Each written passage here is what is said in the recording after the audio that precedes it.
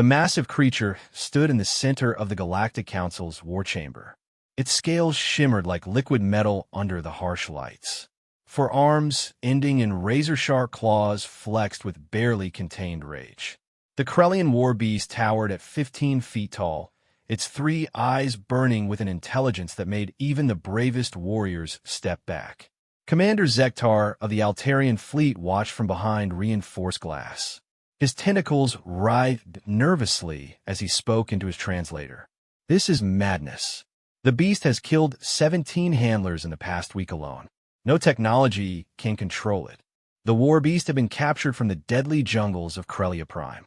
It was meant to be the ultimate weapon in the war against the Void Swarm. But nobody could tame it. Neural implants failed. Chemical suppressants only made it angrier. Even the most advanced alien civilizations with their mind control technology couldn't break through its mental barriers. Ambassador Thrix adjusted his crystalline form to catch the light better. Perhaps we should consider termination. The creature is too dangerous. No, growled General Markov through his breathing apparatus. The Saurian military leader's scales rattled with frustration. We need this weapon. The Void Swarm grows stronger each day. Without the Warbeast, we have no chance. The beast suddenly roared. The sound shook the entire station. Windows cracked. Several delegates fell to the ground, covering their auditory organs. The Warbeast charged forward, slamming into the energy barrier that kept it contained. Sparks flew as the field struggled to hold. "Increase power to containment," someone shouted. Engineers scrambled at their controls. The barrier brightened, pushing the creature back.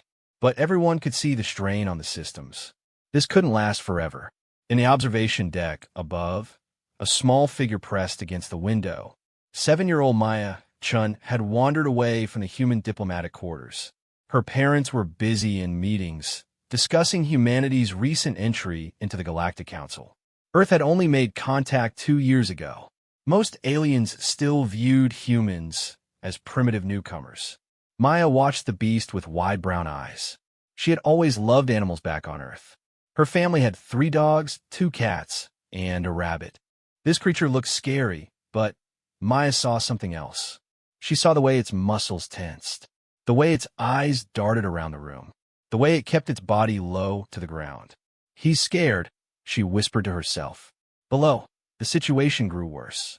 The Warbeast attacks on the barrier intensified. Alarms blared throughout the station. Security teams rushed in with heavy weapons.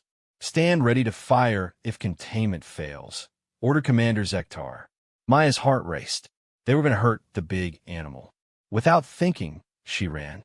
Her small feet carried her down corridors and through doors that should have been locked. But in the chaos, security protocols had failed. She burst into the war chamber just as the energy barrier flickered. The Warbeast paused, its 3 eyes focusing on the tiny human child who had appeared. The room fell silent except for the hum of failing equipment. "Maya!" Her father's voice echoed from somewhere behind her. "Get back!" But Maya didn't move. She looked up at the massive creature. It looked down at her. For a moment that stretched like eternity, predator and child studied each other. The Warbeast's lips pulled back, revealing rows of teeth designed for tearing through starship hulls. A deep growl rumbled from its chest. Every instinct in Maya should have made her run. But she had seen that look before. Her neighbor's rescue dog had made the same face when it was scared. Maya raised her small hand. Her voice rang out clear and firm in the massive chamber. "Seed." The word hung in the air. The universal translator systems scrambled to process it. But something strange happened. The Warbeast's growl stopped. Its head tilted slightly, as if confused. "Sit," Maya repeated, using the same tone she used with her dog at home. She even did the hand motion her mom had taught her. The mighty Krellian Warbeast, terror of 17 star systems, killer of trained warriors, slowly lowered its massive body to the ground. Its haunches touched the floor. Its front arms remained planted. It had assumed a perfect sitting position. Gasps echoed through the chamber. Commander Zektar's tentacles went rigid with shock. Ambassador Thrix's crystalline form flickered rapidly, a sign of extreme surprise. General Marketh's jaw hung open, revealing rows of sharp teeth. Maya smiled. Good boy. The Warbeast's tail, covered in deadly spikes, began to move. Not in aggression, but in a slow, rhythmic motion. It was wagging. Impossible, breathed Dr. Corvain, the station's lead xenobiologist. The creature's neural patterns, they're changing. The aggression centers are calming. Maya took a step forward. Every weapon in the room tracked her movement. Her father pushed through the crowd, reaching for her. But the Warbeast did something unexpected. It lowered its massive head toward the child and made a soft rumbling sound. Not a growl, a purr. He just needed someone to understand him, Maya said, reaching up to touch the creature's snout. Everyone was being mean and scary. That makes anyone upset. The beast's 3 eyes closed as the child's tiny hand made contact with its scales. Centuries of genetic engineering for war, decades of conditioning for violence. All of it melted away under the touch of a human child who simply treated it like any other scared animal. Security Chief Ralton slowly lowered his weapon. Sir, should we? Nobody move, Commander Zektar ordered. His voice carried a mix of awe and disbelief. Record everything. The entire galaxy needs to see this. Maya looked up at the crowd of aliens. Can I keep him? I promise I'll take good care of him. I'll teach him lots of tricks. The Warbeast opened one eye and looked at the assembled delegates. Its gaze seemed to say that it had already made its choice. After traveling across the galaxy, after facing the most advanced civilizations in existence, it had finally found someone worth listening to. Dr. Corvain checked his readings again. The creature's stress hormones have dropped by 90%. Its neural activity now matches by the 7 suns. It matches a domesticated Terran canine. That's because he's a good boy, Maya said matter-of-factly. Aren't you? She looked up at the Warbeast. Now, shake hands. The beast raised one of its 4 arms and gently placed a clawed hand in Maya's tiny palm. They shook once, very carefully. The war chamber erupted. Some delegates fled in terror. Others pressed forward to get a better view. Communication channels buzzed with reports being sent to homeworlds across the galaxy. The impossible had happened. The uncontrollable had been controlled. And it had taken just one word from a human child. General Markov was the first to recover his composure. This changes everything. If humans can do this. Maybe, Ambassador Thrix interrupted, his form pulsing thoughtfully. We've been approaching this all wrong. We tried to dominate the beast with technology and force. The child used something else. Kindness, Maya's father said, finally, reaching his daughter.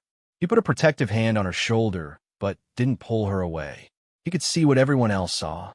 The Warbeast would never hurt her. Simple kindness and understanding. Maya looked up at her dad. Can we take him home? Please? He can live in the backyard. I'll build him a really big doghouse. The assembled aliens exchanged glances. Nobody quite knew how to respond to that. The most dangerous creature in the galaxy, living in a human backyard? Commander Zektar cleared his throat. Perhaps we should discuss the implications of this development. This could revolutionize our approach to countless species deemed too dangerous for interaction. Or, General Markov added with something resembling a smile, it could mean that humans are far more dangerous than we initially assessed. Any species that can tame a Krellian warbeast with a single word. He didn't finish the sentence. He didn't need to. The implications hung heavy in the air. Humanity had just demonstrated a power that no technology could match. And they didn't even realize how special it was. Maya continued petting the warbeast, oblivious to the cosmic shift happening around her. We need to give you a name. How about Fluffy? The terror of the galaxy, the unstoppable killing machine, the weapon that could turn the tide of wars, looked down at the human child and wagged its tail harder. Fluffy sounded just fine. News of the taming spread across the galaxy faster than light itself. Every major news network broadcasted the footage. A human child, barely reaching the warbeast's knee, had accomplished what entire civilizations failed to do. The video played on repeat, Maya saying sit, and the fierce creature obeying instantly. The Galactic Council called an emergency session. Representatives from over 300 civilizations gathered in the Great Assembly. Humans, who had been given only observer status, suddenly found themselves at the center of attention. Ambassador Sarah Chun, Maya's mother, stood before the assembly.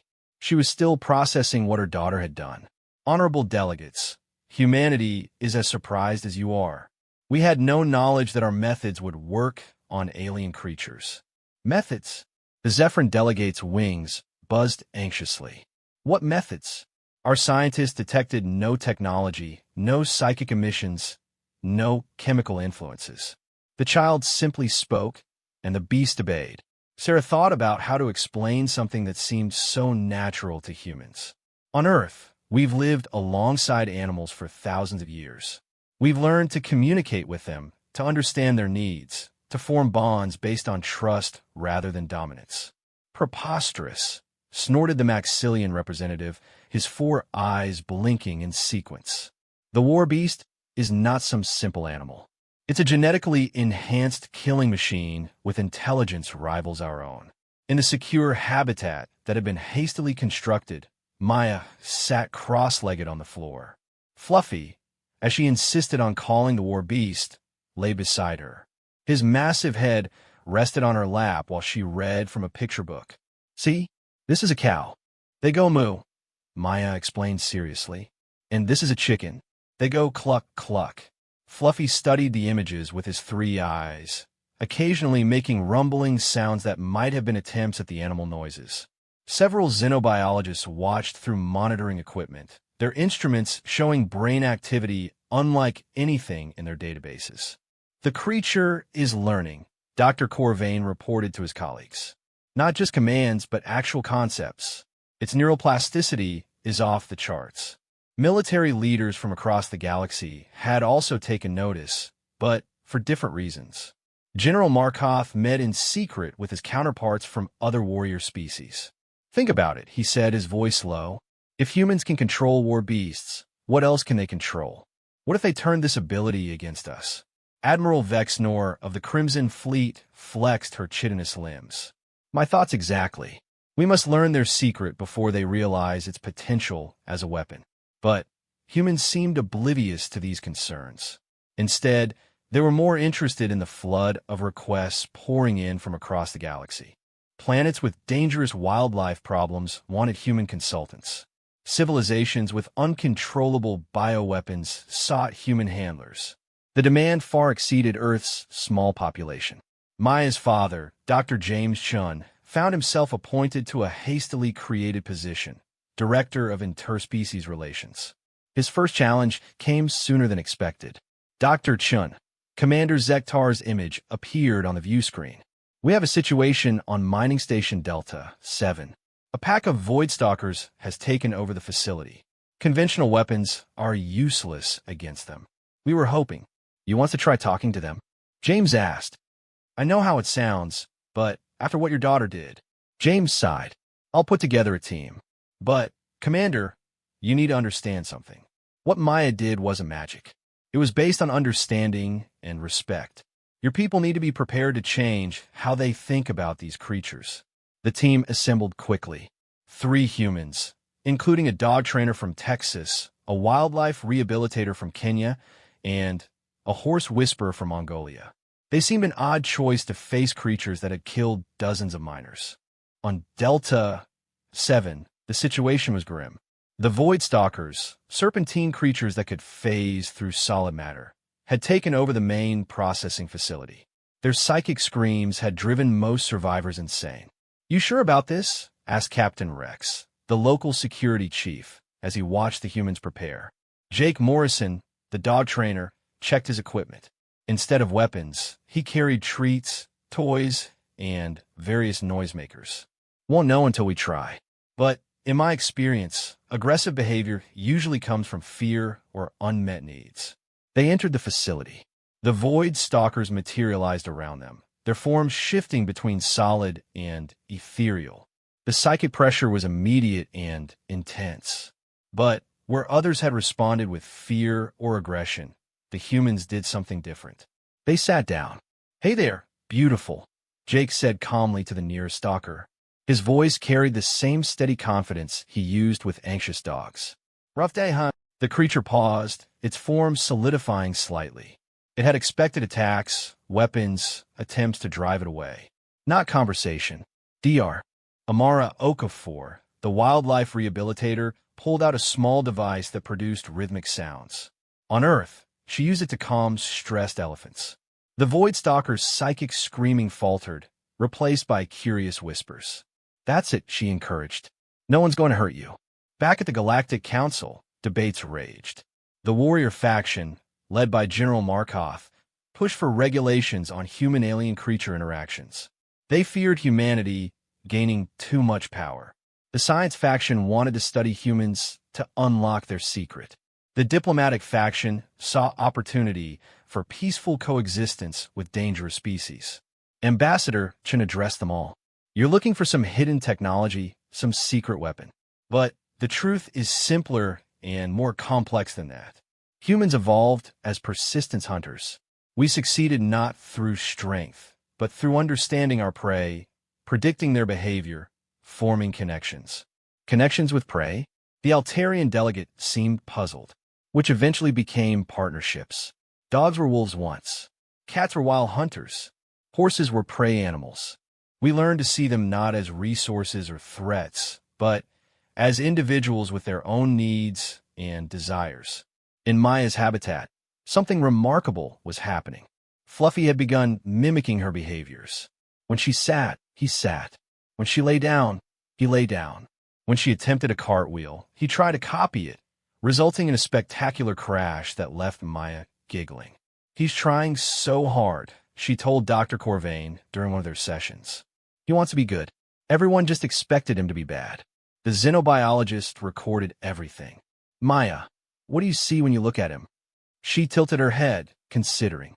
I see someone who is lonely, like when I started at new school and didn't have any friends. Being scary is sometimes just being scared. Her simple wisdom was being proven across the galaxy. The team on Delta 7 had successfully calmed the Void Stalkers, discovering they were actually refugees from a destroyed world, seeking a safe place to nest. The psychic screams were distress calls for their missing packmates. On the jungle world of Tarkon, humans helped negotiate a peace between colonists and the native Thunder Apes, who turned out to be protecting their young from what they perceived as invaders. Each success brought more requests, and, with them, more fear from those who had built their power on the ability to control through force. General Markov called another secret meeting. We must act before humans realize their advantage. You propose we what? The voice came from the doorway. Maya stood there, with Fluffy looming behind her. Somehow, they had bypassed all security. The gathered military leaders reached for weapons, then froze. Fluffy's 3 eyes gazed at each of them in turn, but he made no aggressive moves. He simply sat, just as Maya had taught him. Were you planning to hurt my friends? Maya asked, her young voice carrying surprising authority. General Marketha's scales rippled. Child, you don't understand the complexities of galactic politics. I understand you're scared, Maya said simply, just like Fluffy was. But being mean won't make you less scared. It just makes everyone unhappy. She walked into the room, Fluffy padding silently beside her. The most feared military leaders in the galaxy backed away from 7-year-old and her pet.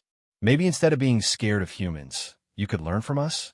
We could teach you how to make friends with the scary animals. Then, nobody has to be afraid anymore. Admiral Vex Nor spoke carefully. And what would humans want in return for this education? Maya brightened. Oh, that's easy. We want to meet all the animals. Earth only has Earth animals. But there's so many others. Fluffy told me about the crystal singers on his world, and the cloud dancers in the nebulas, and the deep swimmers in the gas giants. Fluffy told you? Dr. Corvain had somehow followed them in, his scientific curiosity overwhelming protocol. Well, not with words, Maya clarified. But he shows me pictures in my head sometimes. It's really cool. The revelation sent another shockwave through those present. Telepathic communication with a warbeast? The implications were staggering. But Maya wasn't done. She climbed onto a chair to be closer to eye level with the adults. You made Fluffy to be a weapon, but he doesn't want to hurt anyone. He wants to explore and learn and make friends. Just like me. Just like all of us, really. She looked at each delegate in turn. So you can keep being scared and trying to control everything. Or you can trust us to help. But you have to choose. Fluffy won't wait forever. He has so many places he wants to show me. The silent standoff stretched on. Then, slowly, General Markov lowered his weapon. Perhaps we have been approaching this from the wrong angle. The child speaks wisdom, Admiral Vex Snor admitted. Fear has driven our decisions for too long. Maya smiled. Great. So can we start visiting other worlds now? Fluffy really wants to show me the singing crystals. And I promise to teach the Thunder Apes how to play fetch. As the military leaders struggled to process this shift in the cosmic order, one thing became clear. Humanity's greatest weapon wasn't their ability to tame dangerous creatures. It was their ability to see potential friends where others saw only threats. And in a galaxy full of dangerous unknowns, that might be the most powerful ability of all. 6 months had passed since Maya spoke that single word. The galaxy had changed in ways no one could have predicted. The Human Creature Communication Institute now operated on 12 worlds, with thousands of applications pending. Maya, despite being only 7, served as its unofficial mascot and chief consultant. The real change, however, went deeper than anyone initially realized. Dr. Corvain presented his findings to the Galactic Science Symposium. The phenomenon we're calling the Maya effect isn't just about animal control. Humans possess an innate ability to form empathetic connections across species barriers. Their mirror neurons fire differently than ours. They literally feel what other creatures feel. On the jungle world of Corellia Prime, Maya walked through the same forests where Fluffy had been captured. But now, instead of fleeing in terror, creatures emerged to greet them. 6-winged butterflies landed on her shoulders. Razor-toothed pack hunters rolled over for belly rubs. The forest itself seemed to recognize her as a friend. This is Fluffy's family, Maya announced to the documentary crew following them. She pointed to a group of warbeasts watching from the tree line. He's been telling them about Earth. They want to visit and try ice cream. The camera operator, a seasoned professional who had filmed in war zones, found himself tearing up. The sight of humanity's greatest threats acting like eager puppies was overwhelming. But not everyone celebrated these changes. In the shadowy corners of the galaxy, those who profited from fear and conflict plotted their response. Vex Corman, arms dealer to 100 worlds, met with his associates in an abandoned space station. Human influence spreads like a virus. Peaceful relations mean no weapons sales. No conflicts mean no profits. This must end. His plan was simple and cruel. If humans could tame beasts, then perhaps corrupted beasts could destroy human credibility. They began capturing and torturing creatures, breaking them through pain rather than partnership, then releasing them near human settlements.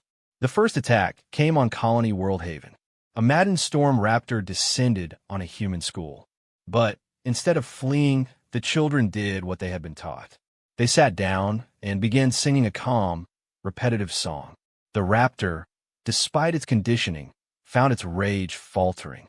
The children's teacher, Ms. Rodriguez, slowly approached with an outstretched hand. "It's okay, sweetheart. Whatever they did to you, it's over now." The creature collapsed, not in death, but in exhausted relief. The scars covering its body told a story of deliberate cruelty. But even broken, it responded to genuine kindness. News of the attack spread, but not in the way Corman had hoped. Instead of fearing human methods, the galaxy was outraged at those who would torture innocent creatures. The investigation that followed exposed a network of illegal beast-fighting rings and weapon testing facilities. Maya watched the news reports with Fluffy. The war beast made a low, mournful sound as images of hurt creatures filled the screen. "We have to help them," Maya said firmly. "All of them." Her parents exchanged worried looks. "Sweetheart, there are so many." "Then we teach more people," Maya's determination reminded them that their little girl had stared down a war beast and won. Every human can learn, and maybe others can too. The idea seemed impossible. Non-humans learning the human gift, but Maya had already proven that impossible was just another word for not yet tried. The first non-human students arrived within weeks. Ambassador Thrix volunteered his crystalline species, arguing their empathic crystals might resonate with human techniques. The Altarians, with their highly developed nervous systems, joined next. The training was unlike anything in galactic history. Humans taught breathing techniques adapted for meditation. They demonstrated how to read body language across species. Most importantly, they taught the fundamental principle: respect, not dominance.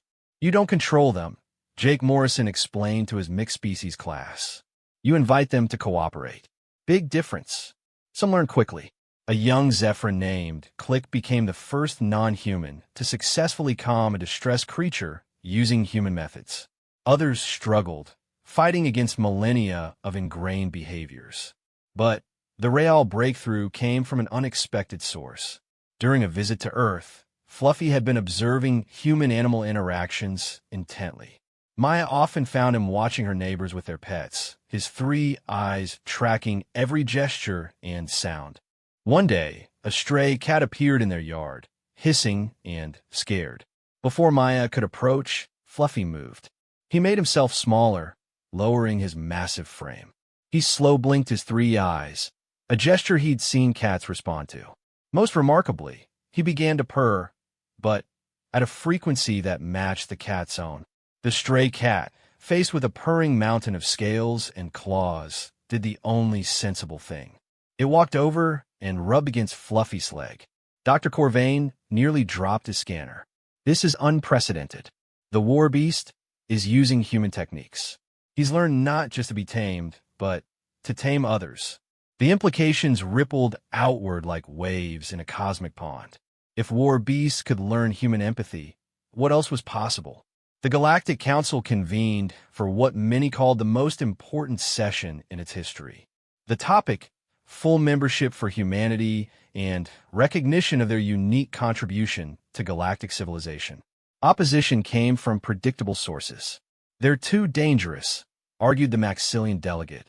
This power to influence other species is exactly what we need, interrupted General Markov. The warrior had become one of humanity's strongest advocates. Not to conquer, but to understand. Do you know what human soldiers call their bomb-sniffing creatures? Partners. Not tools. Partners. Ambassador Chun stood to address the assembly. Humanity offers our gift freely, not as conquerors or controllers, but as teachers and friends. We've spent our entire history learning to live alongside other species. Now we offer that knowledge to the galaxy. The vote was called. One by one, representatives cast their decisions. When the tally was complete, humanity had achieved full membership by an overwhelming majority. But the real victory celebration happened in a park on Earth. Maya had organized what she called the first galactic pet show. Creatures from 100 worlds gathered with their partners, both human and alien. Fluffy won best in show, though he seemed more interested in the treats than the ribbon. A void stalker named Whisper took most improved, having gone from station destroyer to therapy animal. The Thunder Apes performed a synchronized fetch routine that brought the house down. As the day wound down, Maya sat on Fluffy's back, watching the sun set. Around them, the impossible had become commonplace. Predators and prey mingled peacefully. Former weapons of war played with children. The galaxy's most feared creatures lined up for belly rubs and treats. You know what? Maya said to Fluffy. I think we did good. Fluffy rumbled his agreement, then pointed with one claw at the stars beginning to appear. His meaning was clear. This was just the beginning. Out there were more creatures labeled dangerous or uncontrollable. More beings waiting for someone to see past their fearsome exterior to the potential within. More friends waiting to be made. The Warbeast who had defied all attempts at control had become the galaxy's greatest teacher. Not through force or technology, but through the simple lesson a human child had taught him: sometimes all anyone needs is someone to believe they can be good. Vex Corman and his network were eventually captured, not by military force, but by their own former victims. The creatures they had tortured to madness were rehabilitated by human-alien teams, their testimony leading to the largest criminal prosecution in galactic history. The Human-Creature Communication Institute evolved into something greater, the Galactic Empathy Project. Its mission expanded beyond animal taming to fostering understanding between all species. Veterans of ancient conflicts learned to see former enemies as individuals. Predator and prey species found common ground. Maya grew up surrounded by creatures from every corner of the galaxy. She never became a soldier or a scientist or a diplomat. She became something more important, a teacher who showed others how to see with their hearts. And Fluffy? He lived up to his name, becoming the fluffiest, most beloved ambassador the galaxy had ever known. He traveled to distant worlds, demonstrating that even the most fearsome warrior could choose gentleness. He helped establish sanctuaries for rehabilitated war beasts. He even wrote a book, with Maya's help, titled Sit, Stay, Save the Galaxy, a reformed Warbeast guide to peace. Years later, when historians looked back on the moment that changed galactic civilization, they didn't focus on the technology or the politics or the grand strategies. They remembered a little girl who looked at a monster and saw a friend. They remembered a single word that echoed across the stars, sit. And in classrooms throughout the galaxy, children of all species learned the most important lesson humanity had to offer. Kindness is not weakness. Understanding is not surrender. And sometimes the most powerful thing you can do is offer your hand in friendship, especially to those who need it most. The galaxy had been saved, not by weapons or wars, but by the simple recognition that every creature, no matter how fearsome, just wanted to be understood, just wanted to be good, just wanted to hear those magic words that Maya had taught them all. Good boy.